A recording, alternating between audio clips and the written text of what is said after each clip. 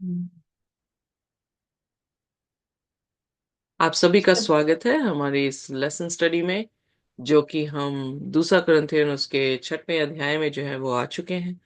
हमने ऑलरेडी देखा पौलुस ने जो है पहली पत्री में जो बातें, जो शिक्षा उन्हें दी, उनसे अगर ऑफेंड भी हुए हैं तो वो उनको ढाढ़स दे रहा है। उन्हें मसीह में एक नई सृष्टि बनने के लिए कह रहा है। वो सृष्टि जो कि हमने देखा कि हुक्म को मानने वाली, हुक्म को तोड़ने वाली नहीं, क्योंकि उसने भी उससे पहले ओल्ड कवनेंट और न्यू कवनेंट का जो है जिक्र किया है, जिसमें आज्ञाएं तो वहीं पर हैं, पर अब लिखी पत्थर पे नहीं जा रही हैं, बल्कि मांस वाले हृदय पर जो है वो लिख रहा है। अब मूसा के जरिए से नहीं, अब यीशु मसीह के जरिए से हमें जो है वो नई तरबियत जो है वो देने की कोशिश है। और उस कोशिश में यीशु मसीह कामयाब हुए हैं, क्योंकि यीशु मसीह जो है वो पाक रहे हैं।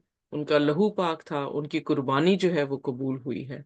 और इसीलिए जो है वो दूसरा कुरिन्थियन उसका 5 उसके 17 में कहता है, अब हम मसीह में पुराने जो है क्रिएशन नहीं है, बल्कि नई क्रिएशन है। और पुरानी बातें जो है वो बीत गई, अब देखो परमेश्वर ने सब कुछ नया किया है। सो इसलिए हम परमेश्वर की आज्ञाओं में दोबारा से जो है वो मानने का कुवत और सामर्थ को जो है वो देखते हैं। अगर आपने पढ़ना है, आप हाइयर डेस्टिनी यूट्यूब में जाकर दूसरा कुरिन्थियन उसका 5 अध्याय जो है वो पढ़ सकते हैं। पर आइए देखिए, आज हम जो है वो 6वां अध्याय, जो कि ये खत है, तो हम 5 की आखिरी आयत को जो है वो देखेंगे, और उसके बाद जो है अपने 6वें वचन में अध्याय में जो है हम जाएंगे।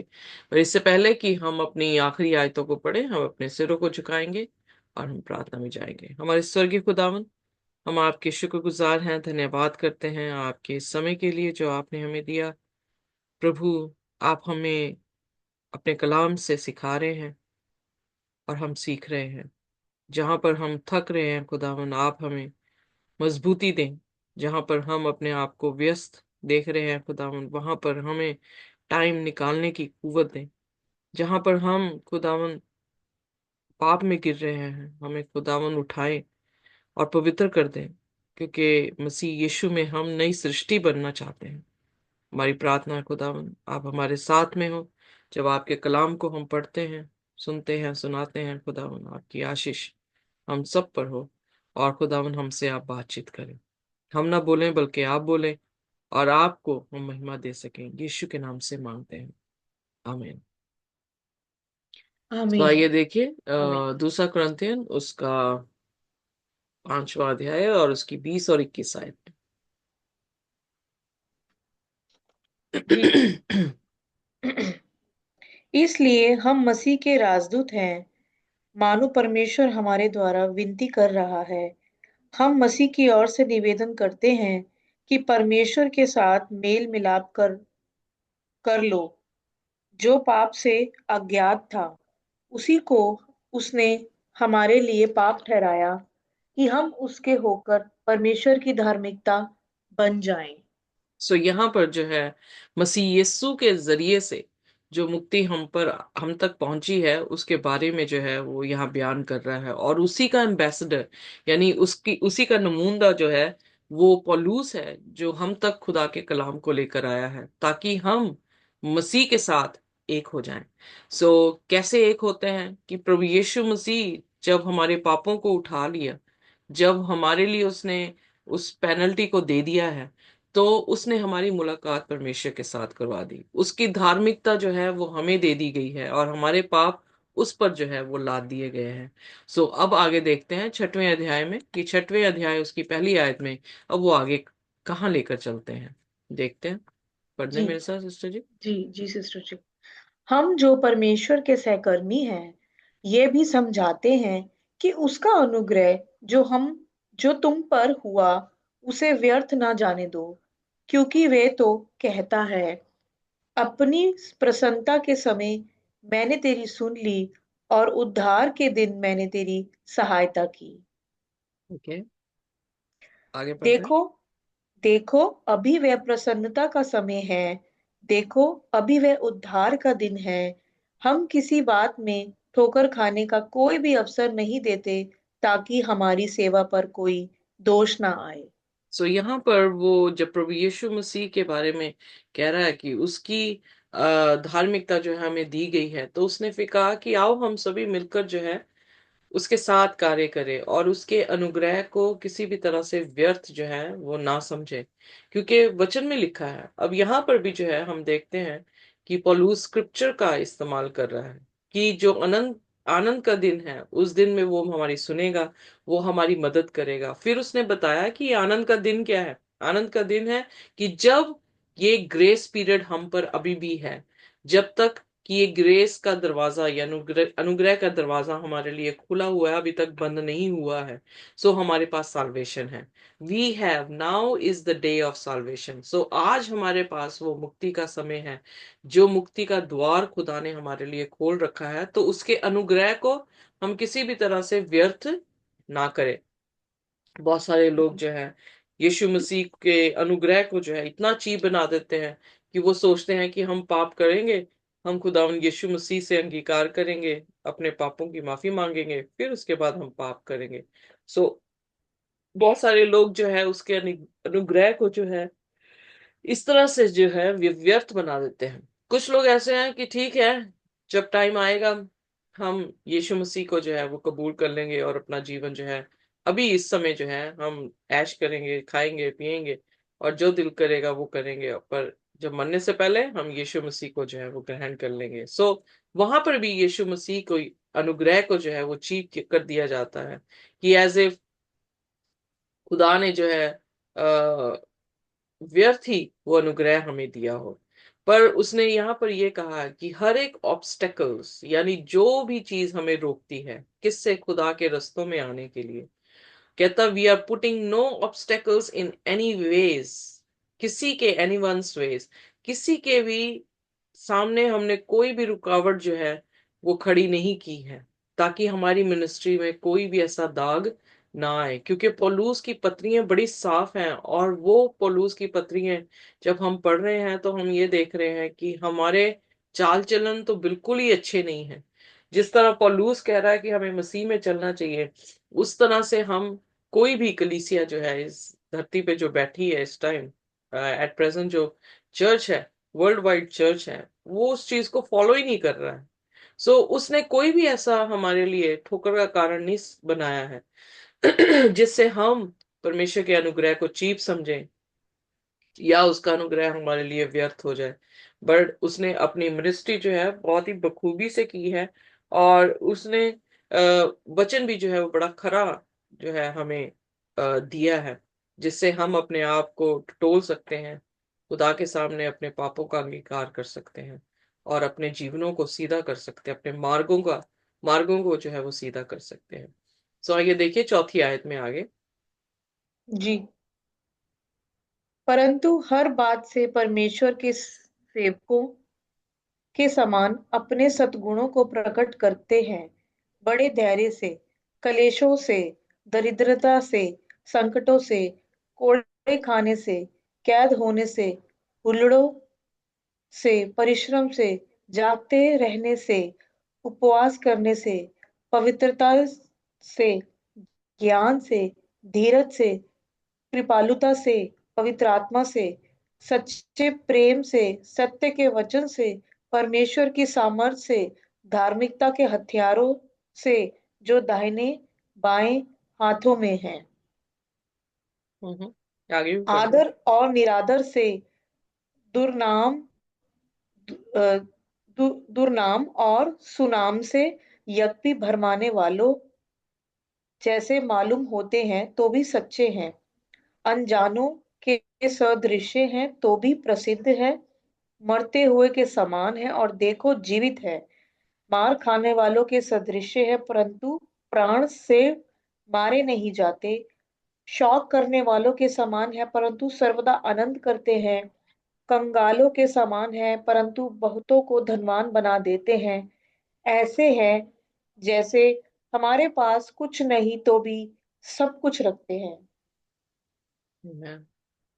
सो यहाँ पर जो है बहुत ही आमीन। खूबसूरती से उसने जो है अपनी मिनिस्ट्री को बयान किया है कि उसकी सेवकाई प्रभु यीशु मसीह में कैसी है। कोई भी ऐसी अनुभव नहीं है जो इंसान की जिंदगी में आता हो और उसकी जिंदगी में नहीं आया, पर हर एक अनुभव में, चाहे वो अफ्लिक्शंस में हो, हार्डशिप में हो, क्लैमिटीज हो, उसको मारा कूटा गया है, उसे प्रिजन में डाला गया है, दंगे किए हैं उसके साथ, या उसको बहुत परिश्रम करना पड़ा है, या रात भर उसे जागना पड़ा है, भूख में और प्योरिटी में, नॉलेज में, पेशेंस में, काइंडनेस में, होलीनेस में, स्पिरिट और जेन्युइन लव में, सच्चाई से शब्दों में को बोलने में, खुदा की सामर्थ में, और धार्मिकता के हथियारों में, दाहिने और बाएं दोनों तरफ, इज्जत में और बेइज्जती में, अच्छे नाम में, बुरे नाम में। उन्हें यह समझा गया कि ये डिसीवर है, पर हम फिर भी क्या थे, सच्चे थे। जबकि वो प्रसिद्ध नहीं थे, फिर भी हमें उन्हें जो है वो जाना गया है। मर रहे थे और देखा जा रहा था कि वो फिर भी जिंदा है। उन्हें सजा दी गई थी, पर वो फिर भी जो है मरे नहीं थे। दुखी थे, पर दुख में भी, चाहे वो जेलों में पड़े थे, पर वहां पर भी बाइबल जिक्र करती है कि वो परमेश्वर का गुणगान कर रहे थे, उसके भजन जो है वो गा रहे थे। सो वो रिजॉइसिंग दिख रहे थे। गरीब थे, पर बहुत सारे लोग उनके जरिए से अमीर हुए हैं। सो कुछ भी नहीं था, पर सब कुछ उन्होंने पाया है। सब कुछ में क्या उन्होंने पाया है? इतनी परेशानियों में वो खड़े रहे हैं, तो उनके पास क्या था? विश्वास, परमेश्वर का वचन। वेरी गुड, विश्वास था, परमेश्वर का वचन था। उनके पास यीशु था। जी। खुदा के अनुग्रह उसके लिए काफी था। काफी था। जी। आमीन।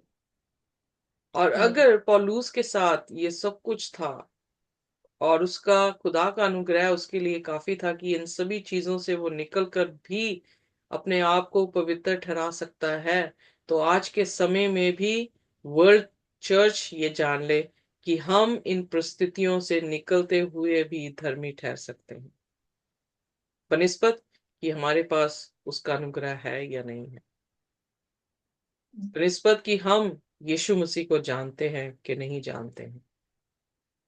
अगर यही पीड़ाएं एक नॉमिनल क्रिश्चियन के ऊपर आए, जो सिर्फ नाम का मसीह है, तो वो क्या करेगा? ईसाऊ ने नफरत की यकूब से, और उसे जी। मारने की उसने सोच ली। सो एक नॉमिनल क्रिश्चियन या एक नाम का मसीह जो है वो यही काम करेगा। पर जो मसीह सचमुच का मसीह है, जो मसीह के पीछे चल रहा है, जिसने तालीम दी है कि अपने दुश्मनों से भी प्रेम करें, उस तालीम को मानने वाले के ऊपर परमेश्वर का क्या होगा? अनुग्रह होगा। दुखों से भी जी। निकलेगा, मुसीबतें आएंगी, मारा जाएगा, कूटा जाएगा, जेलों में भी उन्हें डाल दिया जाएगा, पर उनसे सबर, काइंडनेस, प्योरिटी, नॉलेज, ये किसके वरदान है? पवित्र आत्मा के वरदान है। जी। जेन्युइन लव, होलीनेस, और जो ट्रुथफुल स्पीच है, खुदा का पावर है, उसकी धार्मिकता है, उनसे अलग नहीं हुई। तभी तो पौलुस कहता है, क्या मौत, क्या तलवार, क्या भूख हमें परमेश्वर से अलग करेगी? क्योंकि वो महसूस कर पाया है कि उसके ताल्लुकात परमेश्वर से होने के कारण वो जो है हर परेशानियों में भी मसीह के साथ रहा है। मसीह का अनुग्रह उस पर काफी रहा है, और वो खुदा के साथ वफादार रहा है। हम भी रह सकते हैं, और हम भी पवित्र हो सकते हैं, हम भी परफेक्ट हो सकते हैं। बहुत सारे लोग ये सोचते हैं कि हम परफेक्ट नहीं हो सकते इस दुनिया में रहते हुए। नहीं, रॉन्ग है उनकी थिंकिंग। हम परफेक्ट हो सकते हैं। अगर ना हो सकते होते तो प्रभु यीशु मसीह के वचन में ना होता कि जैसे मैं पवित्र हूं वैसे तुम भी पवित्र हो जाओ। पहला पत्रस उसका पहले अध्याय में जो है हम पाते हैं कि वहां पे लिखा है, जैसे परमेश्वर पवित्र है वैसे तुम भी पवित्र हो जाओ। सो खुदा वो चीज हमसे कहते ही ना जो हम कर ना सकते, पर पौलुस की इस टेस्टमनी से हमें ये पता लगता है कि हम भी हो सकते हैं अगर पौलुस हो सका। सो इसलिए मसीह के बीच में लगने से ही हम फल लेकर आ सकते हैं, मसीह जैसे फल लेकर आ सकते हैं। अदरवाइज बहुत मुश्किल है एक पापी स्वभाव को खुदा खुदा की और रूहानियत की जज्बातों को और तरबियतों को अपने बीच में लेकर आने के लिए। सो हर रोज हमारा मरना और मसीह में जिलाए जाना जो है वो बहुत जरूरी है। अदरवाइज हम पौलुस के जैसे नहीं हो सकते हैं, हम खुदा को भावते हुए नहीं अपने आप को चढ़ा पाएंगे। आइए देखिए उसके 11वें वचन में। जी। हे कुरिन्थियों, हमने खुलकर तुमसे बातें की हैं। हमारा हृदय तुम्हारी ओर खुला हुआ है। तुम्हारे लिए हमारे मन में कोई संकोच नहीं, पर तुम्हारे ही मनों में संकोच है। पर अपने बच्चे जानकर तुमसे कहता हूँ कि तुम भी उसके बदले में अपना हृदय खोल दो। सो क्योंकि हम ऑलरेडी देख रहे हैं कि उनके हृदय बंद थे, वो ऑफेंड हो रहे थे बार बार जो भी पौलुस उन्हें सिखा रहा था। वो ये सोच रहे थे कि पौलुस अपने आप को बड़ा करने की कोशिश कर रहा है, पर पौलुस वहां पर बड़ा दिखाने की कोशिश नहीं कर रहा था। पौलुस उनके पापों को दिखाने की कोशिश कर रहा था ताकि वो खुदा के सामने पवित्र हों। तो यहाँ पर वो कह रहा है 11वें वचन में कि जैसे हमारे दिल खुले हैं वैसे तुम भी अपने दिल क्या कर दो, खुदा के लिए खोल दो। वहां पे कोई भी रिस्ट्रिक्शन ना क्रिएट करो, कोई भी दरवाजा बंद ना कर दो मसीह के लिए, बल्कि अपने दरवाजों को खोल दो। सो वो तकीद जो कर रहा है कि तुम बच्चों की तरह हो, और मैं तुमसे यही तकीद कर रहा हूं कि हम जो है अपने दिलों को खोलें। प्रकाशित वाक्य उसकी 3 उसकी 20 में प्रभु यीशु मसीह दरवाजे पे खड़ा हुआ खटखटाता है, और वहां पे भी प्रभु यीशु मसीह ने कहा जो कोई भी अपना दिल खोलेगा मैं उसके भीतर आऊंगा और उसके साथ मैं रोटी जो हूं वो खाऊंगा। सो खुदा अपने वचनों को वहां पर परोसने की बात कर रहा है। उसके वचन ही उसकी रोटी है, वो खुद रोटी है। सो यीशु मसीह कलाम है, और कलाम ही जो है वो हमें बांटेगा। सो इसलिए इस तरह से हम प्रभु यीशु मसीह के साथ जो है वो उसके वचनों के जरिए से सेंटिफाई हो सकते हैं। यूहन्ना 17 उसकी 17 में लिखा है, sanctify them through your word. So पवित्र हम कैसे होते हैं? उसके कलाम से पवित्र होते हैं। अगर उसके कलाम हम तक नहीं पहुंचा है तो हम पवित्र कैसे होंगे? उसका नाम पहुंचा है, हम उस पर विश्वास कर रहे हैं, हम धर्मी ठहरेंगे, पर हम पवित्र तभी होंगे जब उसका कलाम हम रोज खाएंगे और सामर्थ को पाते जाएंगे। सो आइए देखिए 14वीं आयत में। जी सिस्टर जी। असमान जुए में ना जोतो, अविश्वासियों के साथ आसमान जुए में ना जुतो, क्योंकि धार्मिकता और अधर्म का क्या मेल जोल, या ज्योति और अंधकार की क्या संगति। आगे पढ़ो। हाँ जी सिस्टर। और मसीह का बलियाल के साथ क्या लगाव, या विश्वासी के साथ अविश्वासी का क्या नाता, और मूर्तियों के साथ परमेश्वर के मंदिर का क्या संबंध, क्योंकि हम तो जीवते परमेश्वर के मंदिर हैं, जैसा परमेश्वर ने कहा है। ओके, यहाँ मैं पर जो है या हम देख रहे हैं, 2 मिनट सिस्टर जी, यहाँ पर हम जी देख रहे हैं कि खुदावंद का दास यहाँ पर ये कह रहा है कि हम किसी भी तरह से अंधविश्वासियों के साथ अपना जुआ ना जोते। जुआ जोतना जैसे दो बैल होते हैं उसके ऊपर जो है वो प्लो रखा जाता है ताकि वो दोनों इकट्ठे जो हैं वो खेतों को प्लो कर सके। खेतों में प्लोइंग का क्या मतलब? खेती खेती कर खेती कर सके सके, मतलब। राइट, खेती कर जी। सके। सो अगर बाई चांस दोनों बैल जो हैं वो बराबर कंधे उनके बराबर हों तो वो जोत लेंगे। पर अगर बाई चांस एक बैल के साथ हम बकरी का मेल बना दे, या वहां पे बकरी नहीं तो खच्चर को रख दें वहां पर, तो क्या वो जोत सकेंगे? नहीं। नहीं जोड़ सकेंगे। उसी तरह से समझाने की कोशिश कर रहा है जिसकी अकल छोटी हो, जो मसीह को नहीं जानता है, जो मसीह में, उसके कलाम में जो है वो निपुण नहीं है, जिसको खुदा के बारे में कुछ भी मालूम नहीं है, उसके साथ आप कैसे ये अपना जुआ जूत पाएंगे, यानी अपनी मैरिज लाइफ जो है वो आगे लेकर जाएंगे, या अपनी पार्टनरशिप जो है वो आगे लेकर जाएंगे। जी धर्मी बिल्कुल। और अधर्मी का क्या मेल, ईसाओ और यकूब का क्या मेल था? कोई मेल था? हमें तो कोई नहीं मेल दिखाई दिया। वो दोनों जी डिफरेंट थे, उनकी सोचें डिफरेंट थी, उनका पहरावा डिफरेंट था, उनके ऑक्यूपेशन डिफरेंट थे, उनके दिलचस्पियां डिफरेंट थी। सो वो कैसे इकट्ठे रह सकते थे?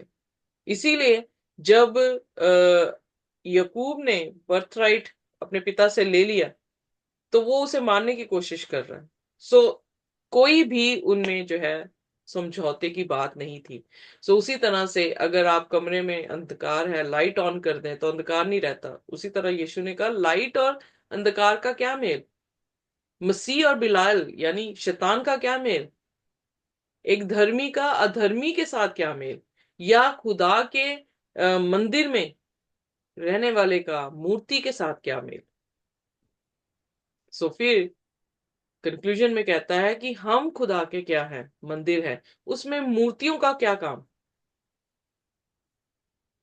जी उसमें लॉलेसनेस यानी हुक्म ना फरमानी का क्या काम, ध्यान से देखें, उसमें अंधकार का क्या काम, उसमें अंधविश्वासी का क्या काम। सो जी हमारी सहभागिता किसके साथ है, ये मायने रखती है कि हम किन के साथ उठ रहे हैं, बैठ रहे हैं। क्या हम उन लोगों के साथ उठ रहे बैठ रहे हैं जो खुदा की व्यवस्था को मानते ही नहीं है, जो खुदा पर विश्वास ही नहीं करते हैं, जो मूर्तियों की पूजा कर रहे हैं? तो यहाँ पे पौलुस की बात जो है वो बिल्कुल साफ नजर आती है कि वो ये कहने की कोशिश कर रहा है कि हमारा कोई भी मेल नहीं है, हम खुदा के मंदिर हैं जिसमें खुदा वास करता है। तो उसे क्या रखें? पवित्र रखें, किसी भी तरह से मूर्तियां ना रखें। जिस तरह से परमेश्वर के वचन में या परमेश्वर कहते हैं, आइए देखिए आगे अगली आयतों में। जी।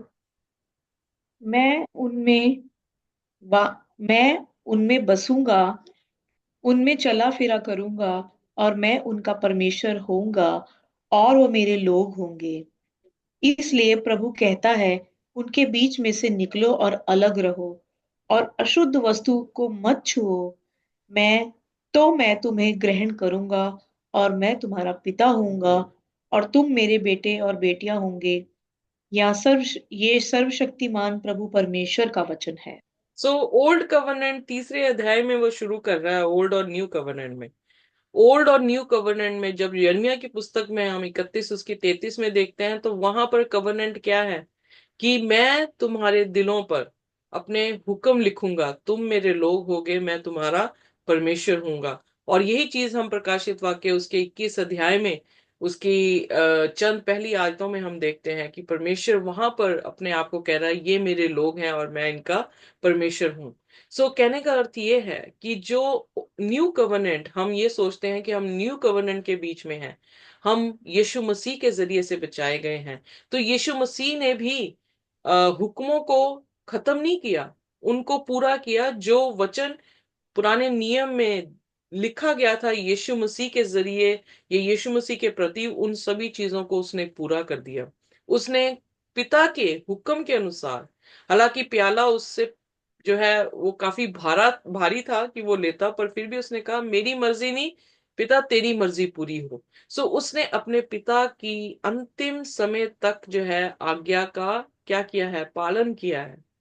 क्यों? ये जानते हुए कि ये खुदा की देह क्या थी, यीशु की देह क्या थी, परमेश्वर का मंदिर थी, और परमेश्वर उसके साथ रह रहा था, परमेश्वर उसके साथ चल रहा था। तभी वो बार बार कह रहा है यूहन्ना की अंजील में कि पिता मुझ में है और मैं पिता में हूं, और मैं कुछ भी नहीं करता जो पिता के खिलाफत में हो। मैं जो भी बोलता हूं वो पिता से सुनता हूं और तुम्हें बताता हूं। इतनी ओबीडियंस थी उसके जीवन में, यीशु के जीवन में। वो मरा और पिता ने तीसरे दिन उसे जिला दिया। सो इसीलिए पौलुस जो है वो पहला कुरिन्थियों उसके 15 अध्याय में बार बार ये कहता है कि जो मसीह में मर रहे हैं, यानी जो मसीह में मरते हैं, वो क्या होंगे, मसीह के साथ जिलाए भी जाएंगे, क्योंकि उन्होंने भी खुदा के साथ ऐसी ही ताल्लुकात रखा है, खुदा के साथ ऐसा ही रिलेशनशिप रखा है जिसमें उन्होंने अपनी मर्जी नहीं, अपना इनकार किया है और क्रूस को उठाया है। जो लूका उसके 9 उसके 23 में लिखा है, जो कोई भी मेरे पीछे आना चाहे अपना इनकार करे और क्रूस को प्रतिरोज उठाए और मेरे पीछे हो ले। सो अपना इनकार करना यानी अपनी आज्ञा, अपने दिल की इच्छाओं को नहीं जो शारीरिक है, बल्कि आत्मिक इच्छाओं को जो कि खुदा की हैं, कलाम के जरिए से अपने जीवन को बिताना, और हमारा किसी भी तरह से अंधकार से मेल ना हो, ना आज्ञाकारिता से मेल ना हो, शैतान से मेल ना हो, उसकी मूर्तियों से मेल ना हो, क्योंकि हम परमेश्वर के मंदिर हैं और वो हमारे साथ रहता है, वो हमारे साथ चलता है, वो हमारा परमेश्वर होगा, हम उसके लोग होंगे। और इसलिए वो कह रहा है, come out from all this uncleanness, जितने भी अधर्म के काम है उनमें से निकल आओ। प्रकाशित वाक्य में भी सेम पैटर्न है। जब 18 अध्याय में हम दूसरी तीसरी आयतों में देखते हैं तो वहां पर बाबुल से निकलने को परमेश्वर अपने लोगों को कहता है और कह रहा है कि अपने आप को अलग कर दो। Therefore come out from them, उनमें से निकल आओ, and be separate from them, 17 आयत में, says the Lord, touch nothing unclean, कोई भी अशुद्ध चीजों को मत छुओ, then I will welcome you, तब मैं तुम्हें एक्सेप्ट करूंगा। सो हमारा अलग होना, होली होना, होली मीन्स किदोश, किदोश मतलब डिफरेंट, जो कि दुनिया से हमें क्या कर देगा, अलग कर देगा। तब परमेश्वर हमें अपनाएगा, तब वो हमारा पिता होगा, हम उसके बेटे और बेटियां होंगे, सेज द लॉर्ड ऑलमाइटी। यही परमेश्वर का वचन है। और अगर ये वचन हम नहीं समझ रहे हैं या ये वचन के अनुसार हम नहीं चल रहे हैं, तो हम अपने आप को धोखा दे रहे हैं कि हम मसीह में हैं। हम मसीह में नहीं हैं। मसीहत मसीह के साथ है, संसार के साथ नहीं। सो जिसने संसार से प्रेम किया उसने मसीह से दुश्मनी की, जिसने मसीह से प्रेम किया वो उसकी दुश्मनी जो है, या वो संसार उसका जो है वो दुश्मन हो गया। सो हमें एक चीज को चुनना होगा, या बिलाल को या मसीह को, या धार्मिकता को या लॉलेसनेस को, यानी जो अधर्म के काम है उसको, पाप को या आज्ञाकारिता को। जी। किसको चुनना है, ये हमारा सभी का चुनाव है। आप अपने लिए चुनाव लेंगे, मैं अपने लिए चुनाव लूंगी। पर यहाँ पे खुदा का कलाम यही चुनाव लेने को कह रहा है कि हम उन सभी बुराइयों से निकल कर बाहर परमेश्वर के लिए पवित्र हो जाएं, ताकि वो हमारा परमेश्वर हो, जैसा वो पवित्र है वैसे हम भी पवित्र हो जाएं।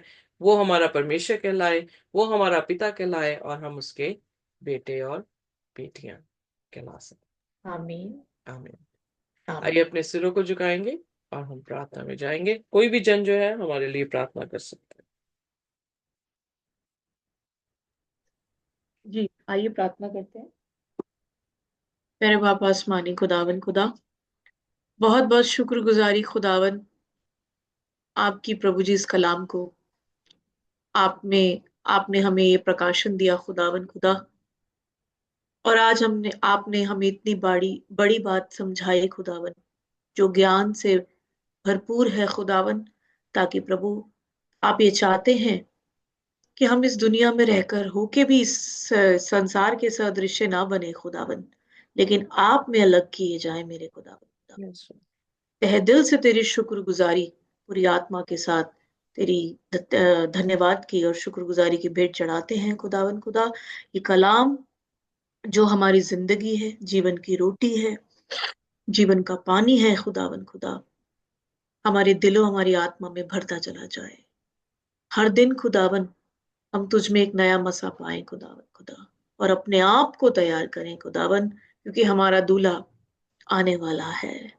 और हमारी कुप्पियों में वो आत्मा का तेल भरता चला जाए। हमारी हमारी जो हम दिन भर जो बदकारियां करते हैं, वो हमारे जीवनों से छूटती चली जाए और पवित्र आत्मा जी हम में वास करते रहें। खुदावन तेरी शुक्रगुजारी करते हैं, और प्रभु जितने बेटे बेटियां आने वाले समय में इस चैनल के माध्यम से भी सुनते हैं खुदावन, उसी तरह प्रभु आप उनके बीच में कार्य करेंगे, क्योंकि तेरा खुदावन तेरा वचन तब से लेके अब तक एक जैसा है, ना तू बदला और ना तू बदलेगा। तेरी शुक्रगुजारी करते हैं यस्सु मसीह नासरी के सनातन काल और मीठे और समर्थी नाम में मांगते हैं। आमीन, आमीन, आमीन। परमेश्वर का अनुग्रह और उसकी शांति हमारे साथ इसी तरह से बनी रहे जब तक कि वो दोबारा ना आ जाए। आमीन। आमीन। Thank you sister ji. Praise the Lord.